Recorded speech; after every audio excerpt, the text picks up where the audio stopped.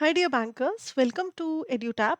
सो आज के इस सेशन में हम बहुत ही एक इम्पॉर्टेंट बात करने वाले हैं। अगर आप सी आई के लिए प्रिपेयर कर रहे हो या करना चाहते हो और जो दिसंबर अटेम्प्ट है उसमें you want to cross this benchmark, तो लेट मी टेल यू कि बहुत ज़रूरी है कि आपको पता हो कि एलिजिबिलिटी क्राइटेरिया क्या है।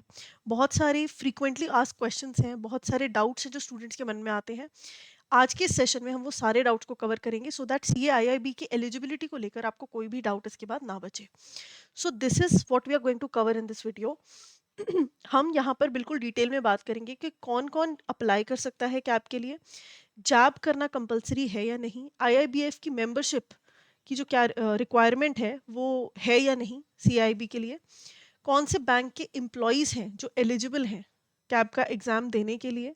अगर आप नॉन कॉमर्स बैकग्राउंड से हो तो क्या आप ये एग्ज़ाम दे सकते हो या नहीं, क्योंकि ये भी एक बहुत इंपॉर्टेंट मतलब एक बहुत मेजर डाउट आता है स्टूडेंट्स के मन में कि अगर मैम हमारा कॉमर्स बैकग्राउंड नहीं है, है ना, तो हम जैब कैब की प्रिपरेशन कर सकते हैं कि नहीं। प्रिपरेशन इज़ वन थिंग, कुछ लोगों को ये भी डाउट होता है कि हम एलिजिबल हैं कि नहीं। Right, so all of that we are going to cover. कितने अटेम्प्ट्स अलाउड हैं एंड कितने टाइम लिमिट जो है यहाँ पर मिलती है आपको कैब के एग्ज़ाम के लिए, एंड अगर कोई चेंजेस हैं या कोई कैटेगरी वाइज रिलैक्सेशंस हैं तो उनके बारे में हम बात करेंगे। So to begin with, let's start with who can apply for CIIB। ठीक है, सबसे मेजर चीज़ जो है कि कौन अप्लाई कर सकता है। क्यों ज़रूरी है हमारे लिए ये सारा कुछ जानना, ये जो सारी एलिजिबिलिटीज़ की हम बात कर रहे हैं ये इसलिए ज़रूरी है so that you can make a well informed choice. है ना, आप अगर सोचो कि ठीक है अब रजिस्ट्रेशन ओपन होगी फिर हम सोचेंगे कि करना है कि नहीं करना, पता चला आप एलिजिबल ही नहीं हो, है ना, उसके एलिजिबिलिटी के लिए अगर और कुछ चीज़ आपको पीछे से क्लियर करनी है ना, या आपको देखना है कि आपका एलिजिबिलिटी क्राइटेरिया कैसे बन सकता है, तो वो आपको अगर अभी से ही पता है that will help you a lot in the future. Right, so you can take a well informed choice. So before moving ahead I want to tell you कि एक बहुत इंपॉर्टेंट चीज़ है PYQs। है ना, किसी भी एग्जाम के लिए हम प्रिपेयर करते हैं तो PYQs play a very very important role. तो CIIB के PYQs अगर आपको एक्सेस करने हैं तो फ्री मटेरियल है हमारे पास अवेलेबल, वो आप चेकआउट कर सकते हो। It will help you a lot in your preparation. आपको एक डायरेक्शन देगा कि किस तरीके से वो क्वेश्चंस आपने मतलब एग्जाम्स में पूछे जाते हैं और आपको किस डेप्थ में जाकर प्रिपेयर करना है। सो आप एक बार एग्जाम्स में गए, edutap.in पे जाना है, वहाँ पर एग्जाम्स का ये आपको ऑप्शन दिखेगा। Once you will scroll down from here, आपको यहाँ पर, हाँ जी, ये CIB का ऑप्शन दिखेगा। ठीक है, जैसे ही आप इसको क्लिक करोगे यहाँ पर फ्री मटेरियल आ गया, and once you click this आपको ये फ्री मटेरियल जो है कैप का ये दिख जाएगा। ठीक है, यहाँ पर फ्री ई बुक है जिसमें आपको इंपॉर्टेंट MCQs टॉपिक्स और PYQs मिल जाएंगे। उसके लिए आपको अपनी ईमेल एंटर करनी है and you can access it, and also there is PYQs available here so you can download it from here as well. तो ये सब चीज़ें बहुत मदद करती हैं आपको तैयारी स्टार्ट करने में, है ना, आपको एक आइडिया लग जाता है कि अच्छा what am I getting into. तो ये आप यहाँ से एक्सेस कर सकते हो। साथ ही बहुत जल्द बहुत सारे स्टूडेंट्स ने डाउट पूछा है कि मैम CIB के कोर्सेज कब आ रहे हैं, है ना, कब क्लासेस स्टार्ट होंगी। तो guys don't worry at all, very soon we will be launching CIB के कोर्सेज, और वो आपको कोर्सेज में जब आप स्क्रॉल डाउन करोगे कैब का सेक्शन दिखेगा, उसमें जाकर जब भी अनाउंस होंगे वहाँ पर वो रिफ्लेक्ट हो जाएंगे। So keep in touch with edutap.in and surely whenever it happens you will be the first one to know. ठीक है जी, so there are, this is what we are going to start. So the first question, let's come back to the topic. The first question, who can apply for cab. ठीक है, CAIIB के लिए कौन apply कर सकता है। तो देखो जी, सबसे पहले तो मेंबर होना चाहिए IIBF का।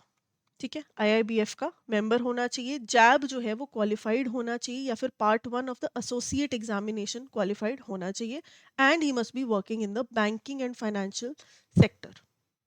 ठीक है, तो अब यहाँ पर जो समझने की बात ये है, अब कुछ लोगों के दिमाग में आएगा कि मैम अगर हमने DBF का एग्जाम दिया है और वो क्वालिफाइड है तो क्या हम कैब दे सकते हैं। उसके लिए you have to be employed in a bank as well. अगर आपका एग्जाम क्वालिफाई हो गया then you have to be employed in a bank, only then you can apply for CAIIB. Only clearing the exam will not do. So job अगर आपका है और you are member of IIBF, which is already एक prerequisite है, ये होना ही है, and you are working in a banking sector, तो आप एलिजिबल हो कैब अप्लाई करने के लिए।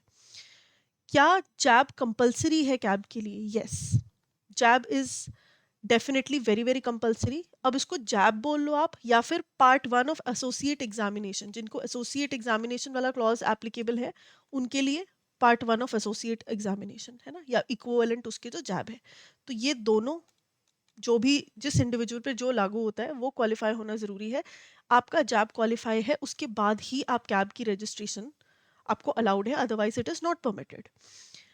आईआईबीएफ की मेंबरशिप रिक्वायर्ड है क्या सीआईबी के लिए? अब ये फर्स्ट क्वेश्चन में ही हमने आंसर कर दिया है कि active IIBF membership is compulsory. ठीक है, आईआईबीएफ की मेंबरशिप होनी ज़रूरी है and it has to be active also. Active का मतलब कि कोई आपकी आउटस्टैंडिंग सब्सक्रिप्शन ड्यूज ना हो, है ना, वैलिडिटी उसकी हो। ऐसा नहीं है कि वैलिडिटी ली थी लेकिन अब वो एक्सपायर हो गई और अब अभी क्योंकि हमारे पास कभी मेंबरशिप थी, that is not how it's going to work. Active IIBF की मेंबरशिप आपके पास होनी कंपलसरी है, नहीं तो आपको रजिस्ट्रेशन अलाउड नहीं होगी।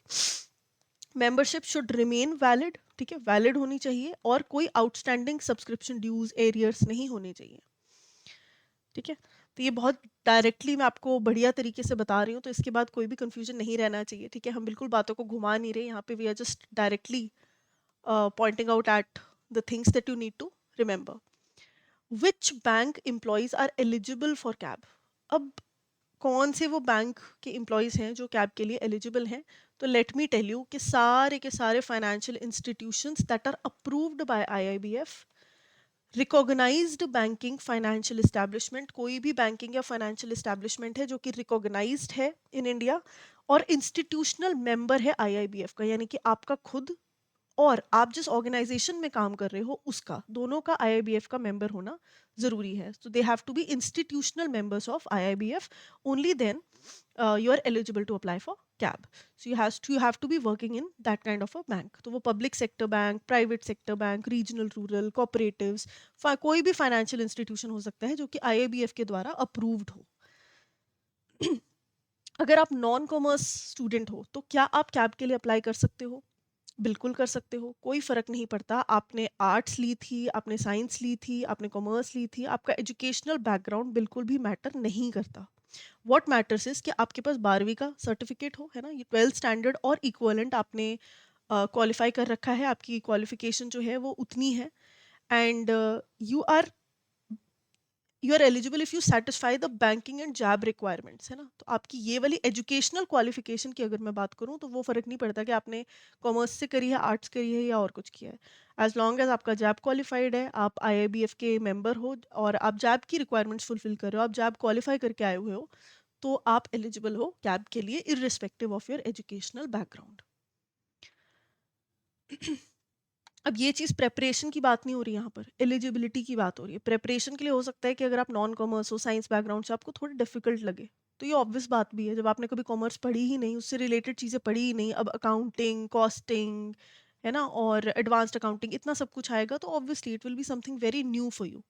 बट वो प्रेपरेशन का की बात है ना। आईआईबीएफ को कोई फर्क नहीं पड़ता आपने साइंस ली थी या arts, you are eligible, very much eligible. How many attempts are allowed and what is the time limit? ठीक है, तो कितने अटेम्प्ट्स अलाउड हैं और टाइम लिमिट क्या है?